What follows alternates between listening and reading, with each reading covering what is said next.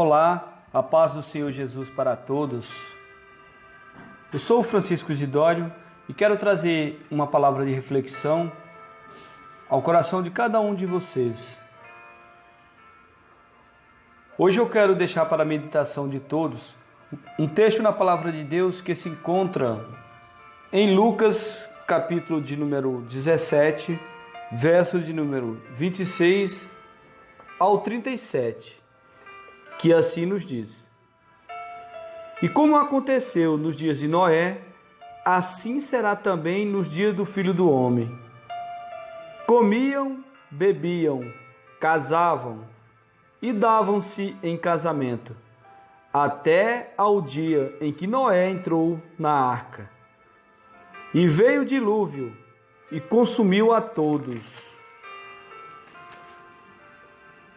Como também, da mesma maneira, aconteceu nos dias de Ló.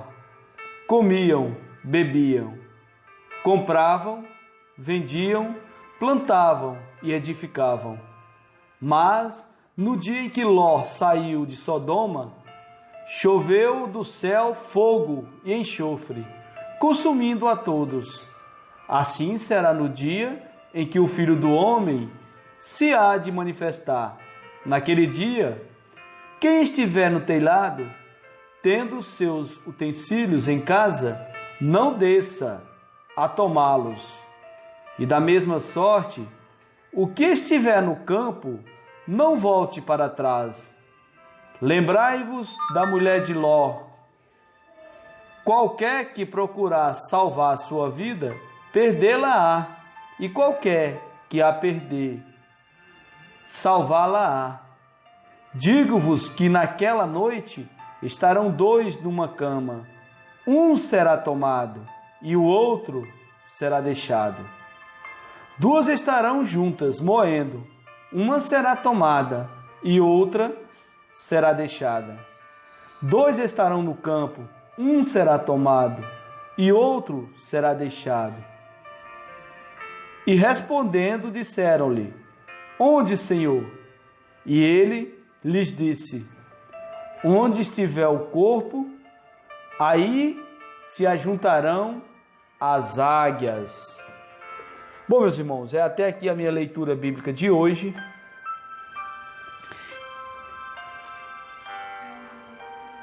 O assunto apresentado neste versículo manifesta peculiar solenidade. Os versículos referem-se ao segundo advento de nosso Senhor Jesus Cristo. Um grande acontecimento e os eventos imediatamente relacionados a ele são descritos por nosso Senhor. Primeiramente, devemos observar neste versículo que terrível quadro nosso Senhor retrata sobre o estado da igreja, professa na época de sua segunda vinda. Meus irmãos, somos informados que assim como foi nos dias de Noé e nos dias de Ló, assim será no dia em que o Filho do Homem se manifestar. O caráter daqueles dias não foi deixado à nossa especulação.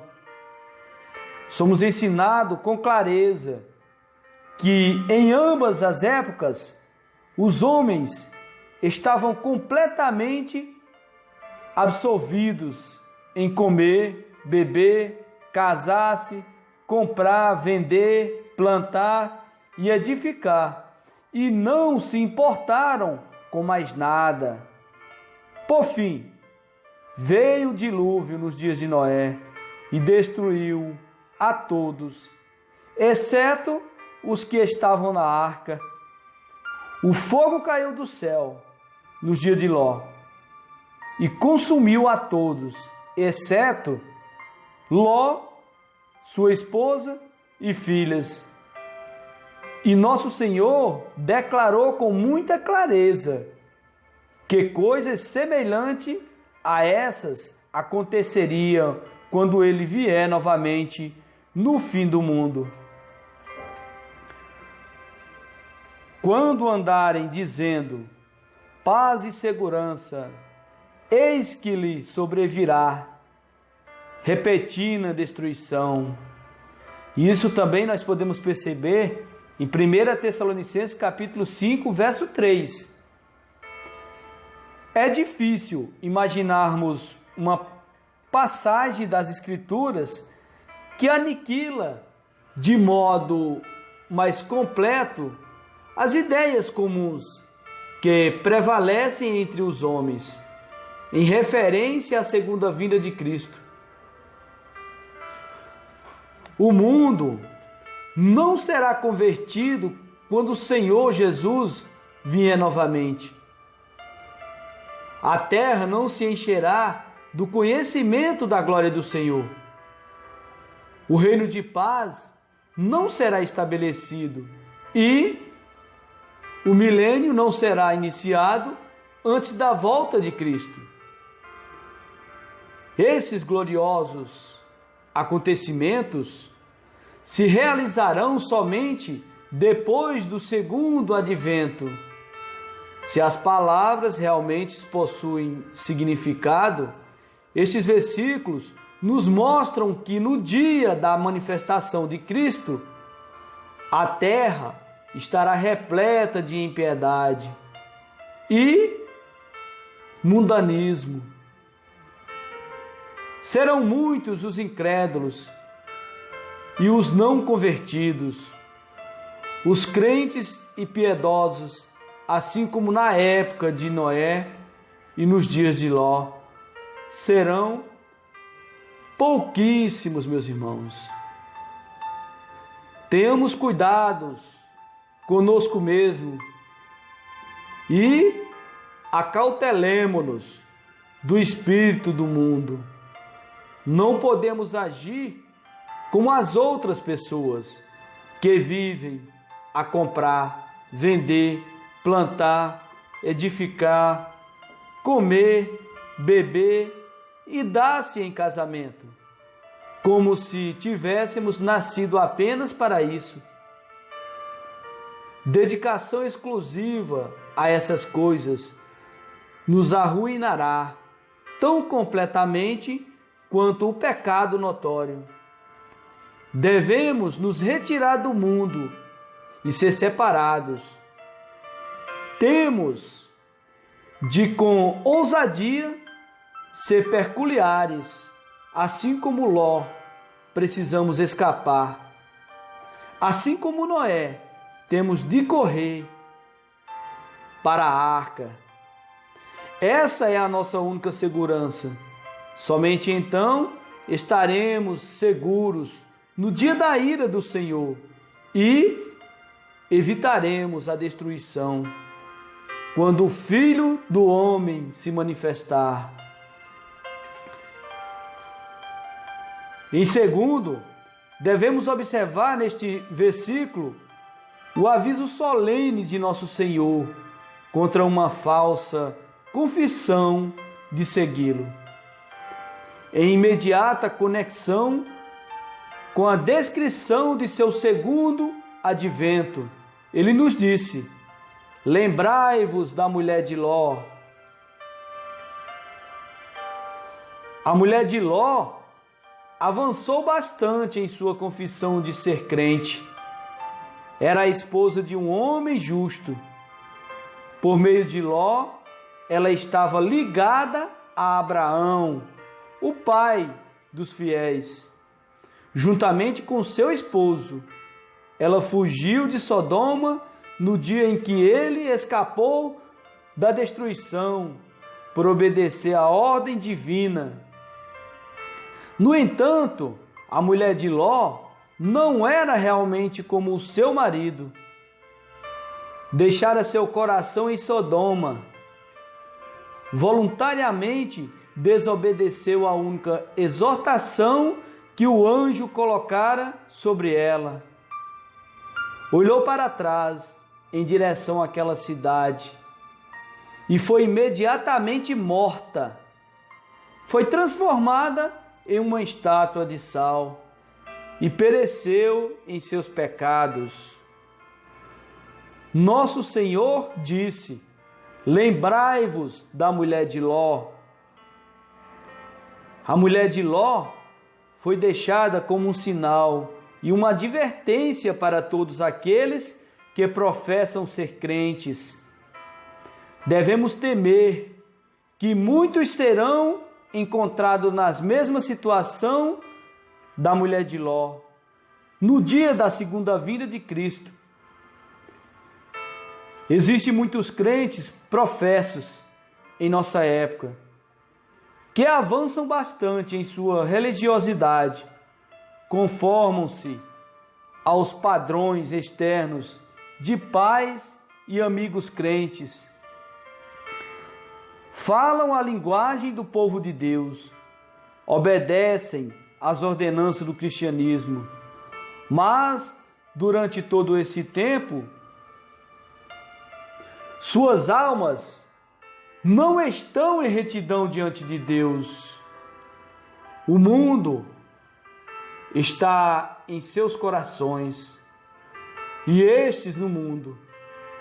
Mais tarde, no dia do juízo, sua falsidade será exposta a todos. O cristianismo dessas pessoas será demonstrado como algo completamente podre. Existem muitos casos semelhantes ao da mulher de Ló. Lembremos da mulher de Ló e resolvamos ser verdadeiros em nosso cristianismo. Não professemos servir a Cristo apenas para agradar esposas, maridos, pastores ou qualquer outra pessoa. Uma aceitação do cristianismo fundamentada nesse sentimento nunca salvará nossa alma. Sirvamos a Cristo motivados por amor a Ele mesmo. Jamais descansemos até que tenhamos a genuína graça de Deus em nosso coração e não tenhamos desejo de olhar para trás, para o mundo.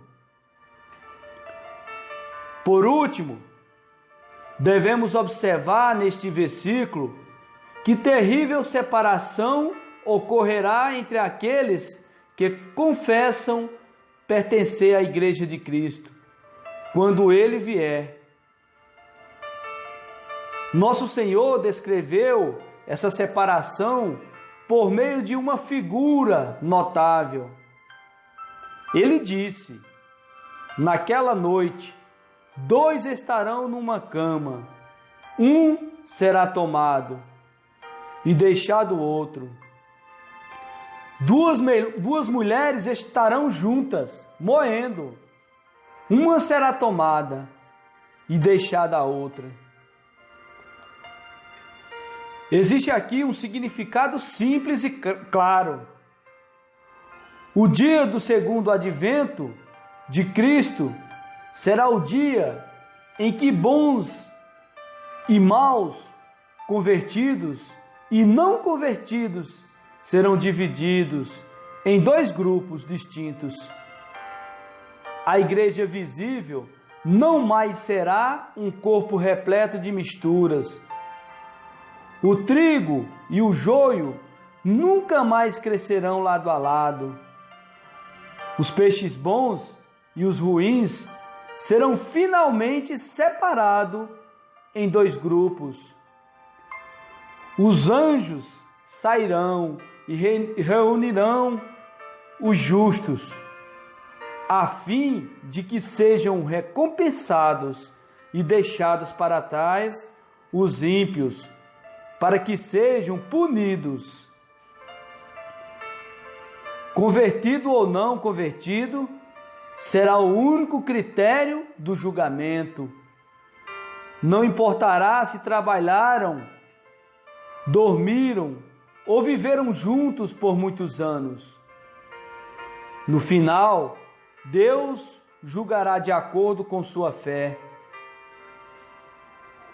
Os membros de uma família que amaram a Cristo serão levados ao céu. Aqueles que amaram o mundo serão lançados no inferno. Convertidos e não convertidos serão separados para sempre, quando Jesus retornar.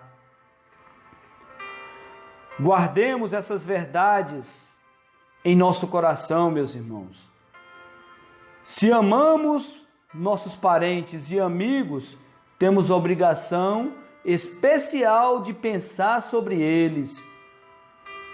Se eles são verdadeiros servos de Cristo, precisamos saber que temos de lançar nossa sorte juntamente com eles, se não desejamos um dia ficar separado deles para sempre. Se eles ainda estão mortos em seus delitos e pecados, precisamos saber que temos de trabalhar e orar por sua conversão, para que mais tarde não sejamos separados deles por toda a eternidade. A vida presente é o único tempo que dispomos para esse trabalho. Ela está se passando rapidamente, meus irmãos. A partida e separação da família através da morte física sempre é algo doloroso, mas todas as separações que estamos observando no momento não serão nada se comparada àquelas que ocorrerá na segunda vinda de Cristo. Fiquemos todos com essa palavra de reflexão, que tenhamos força e sabedoria para continuarmos na obra do Senhor, sem olharmos para as coisas desse mundo. E que foquemos mais em nossos parentes e familiares que ainda não têm Cristo em sua vida. Aqui falo eu, Francisco Isidório.